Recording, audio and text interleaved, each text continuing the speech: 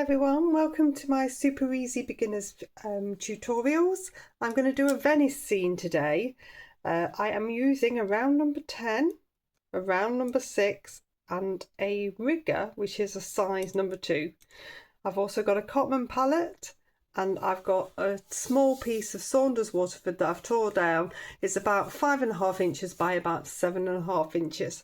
I'll pop links for the palette and brushes into the description.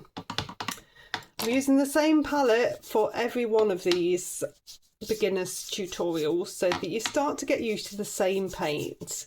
So I'm coming on with round number 10 and I'm going to get a nice layer of water on.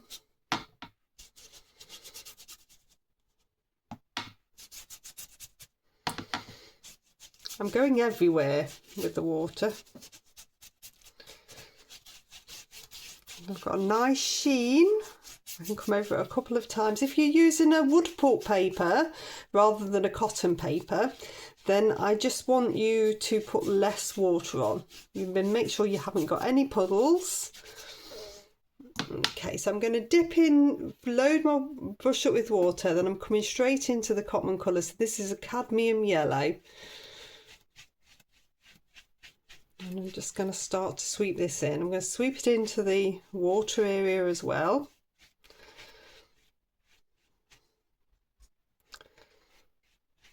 What I'm looking for is a nice stripe. Rinse my brush out, dab it off, load it up with water. I'm going to come into some cerulean blue. So I'm going to be very careful that I don't mix these two colours together. So this one's going to sit above.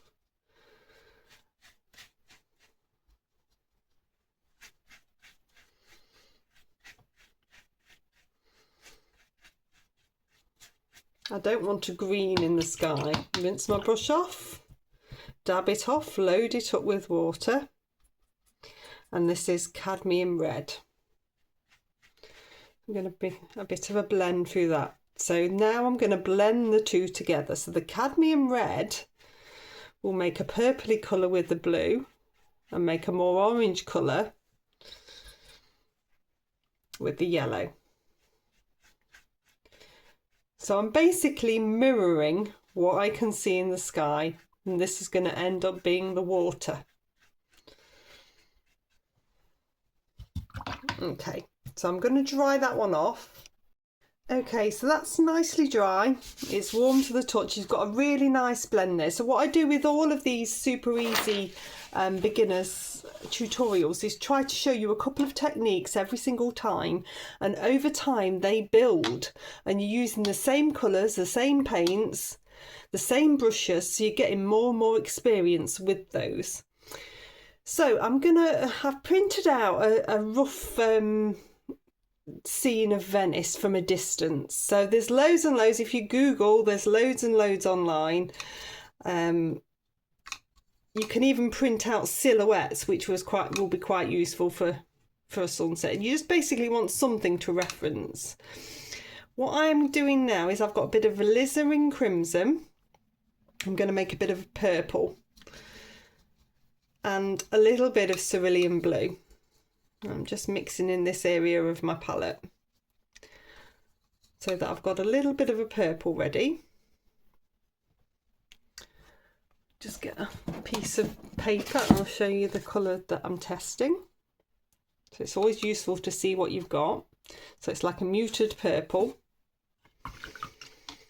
And then within this area, so I'm just dabbing in a bit of water, I'm going to make a dark colour.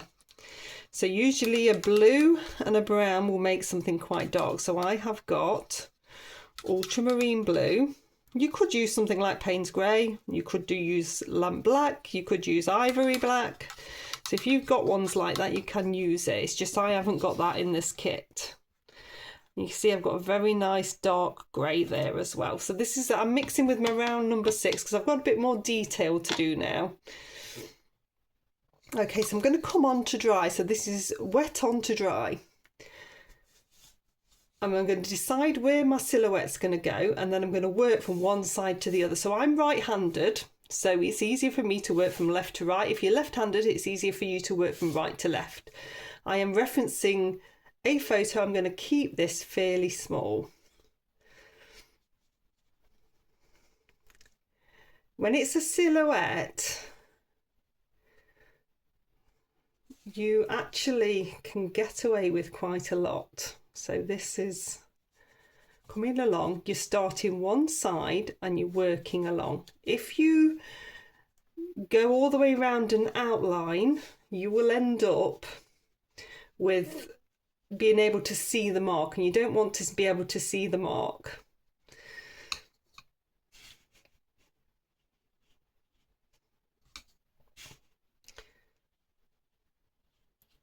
I'm going to put the tall tower in here.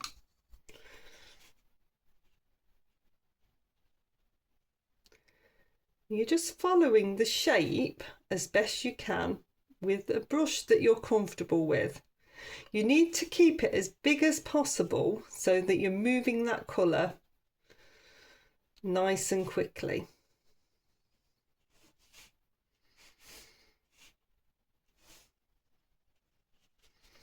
I'm going to dip into the dark colour at the same time now. Just start to bring some of that in, so it's silhouettes and shadows at the same time.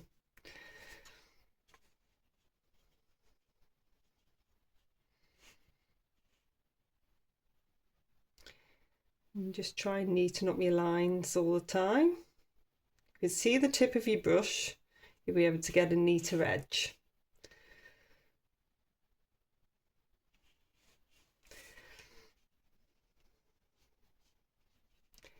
And keep it nice and flat at the bottom against the water.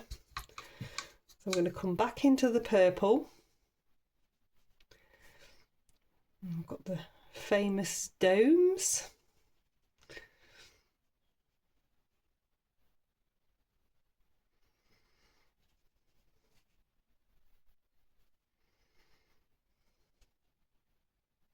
Now I've got a really good point on this brush, so it makes it nice and easy for me to get the detail. If you need to swap down to something else, you can do. A detailer number 2 might be useful, or your rigger. I'm going to do a tiny bit with the rigger in a minute.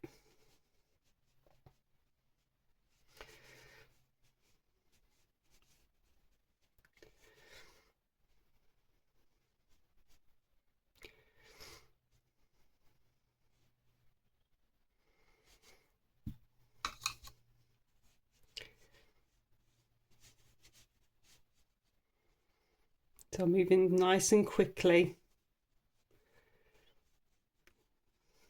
along that edge. Just come back into the dark. So we've got a nice blend happening.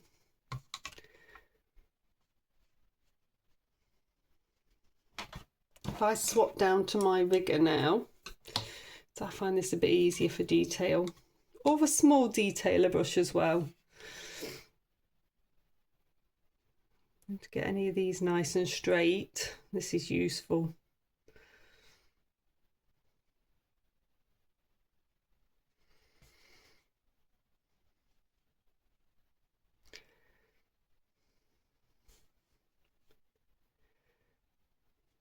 Some more little bits on here,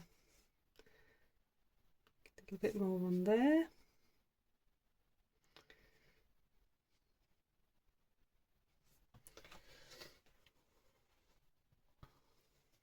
So it doesn't have to be perfect for it to hold together as a silhouette of buildings. It's all just good practice for you. So this is still damp enough for me to fiddle with it a little bit. You have got to be careful. If that sheen is gone, then you don't want to be coming into this at all. Okay, I'll dry that off. Okay, so that's working really nice. I'm just going to make sure that I've got plenty more of this dark. So that's the ultramarine blue.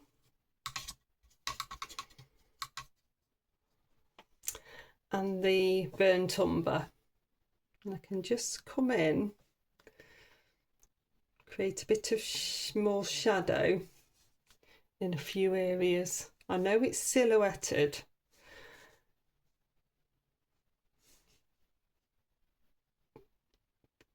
but it actually helps to hold it together as three-dimensional if you get this little bit of shadow in.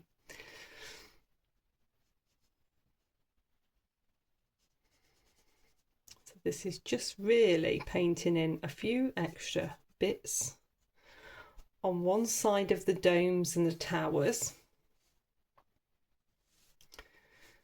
I'm just tackling little bits of the buildings that are darker, just popping in the shapes.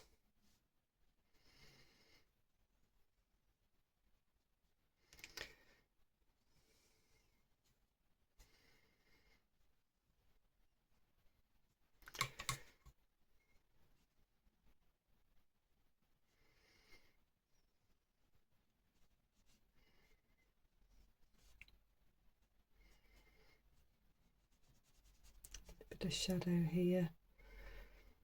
It's not essential you do this, it works really well without it, but then it also works well with it, so it's up to you. You can even get a few bits of window detailing in places. Doesn't have to be a lot. Or archway detail. It's just giving it an extra little bit there. Okay, so what I'm going to do now is something called dry brushing. I'm going to pick up my big round number 10, and I have got a rough paper here. If you haven't got a rough paper, a knot paper should work. If it is hot pressed, this won't work.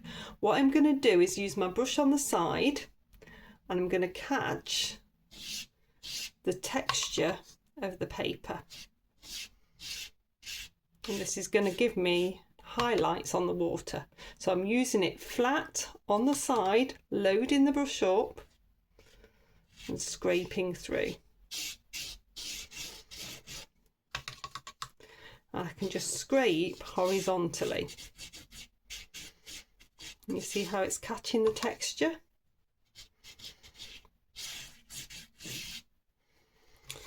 Then if I pick my brush up, I can come in with a little bit of dark as well. Now it's quite nice if you can leave a little bit of a highlight on the back edge of the water. That always works really nicely. I'm going to keep nice horizontal strokes. And I'm just breaking in to this dry brushing. So I don't want to eliminate it all, but I want some bits to be a bit darker so it holds together better. And you've still got that lovely colour coming from underneath.